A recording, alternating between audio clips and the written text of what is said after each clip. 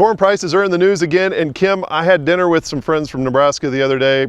Commodity prices came up and they weren't too excited about the price of corn. Yeah, we've seen corn prices drop, on the Chicago market, 25, 35 cents. So the basis, the corn basis, especially the old crop corn basis, has declined. Read this week that the ethanol plants are telling producers and elevators that we will not accept any more old crop corn, only want new crop corn. Of course, that's hurting the old crop basis, and we know where that crop's going to go. There's a lot of it in storage, and that means it's going to go either for export or go in the feed market, and that's not going to help wheat. That's good news for beef, but not so much wheat. But there has been a little incremental increase in the price of wheat. Can we call it a rally yet? I don't think so. Wheat price has been wallowing, but at least they've been wallowing up. Mm-hmm. We did cross that KC December contract price of $3 or $4.50 this week.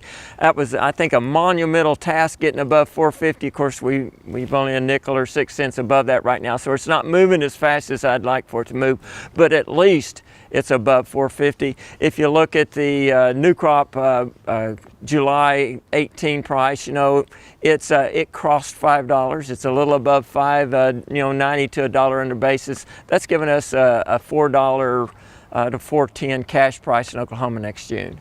And last week you talked about the decline in yield in wheat. Can you kind of clarify a little bit what you were talking about there? Well, it depends on how you measure that. You can do a 5-year average, or you can do a 10-year average. If you look at the 5-year average, go back 10 years, it peaked at 2004 at 35 bushels per acre. If you include 17 and back, our average yield for the last 5 years has been 29 bushels an acre. That's a 17% decline in production. If you look at the 10-year average, it peaked in 08 at 34 bushels an acre. This year, both the 10 and the 5-year are at 29 bushels an acre. That's a minus 5 bushels, or about 15% decline in production. Does that mean that Oklahoma producers should just kind of set out a year on wheat? No, I don't think so at all. I think, we can talk in generalities. I can talk about the big increase in yields per acre in the former Soviet Union countries, or in Eastern European countries, or what's going on in Argentina or China. China's had an increase. What matters is what's going on in each individual farm, and particularly in each individual farm. I think a producer, okay, the state average is down. What's each field's average? If your average is down, why? If it's up, why? I think that's the important question we got to ask is what are individual field and individual farm yields doing? And if they're going positive up, why? And let's keep that up. And if they're going down, let's figure out that too.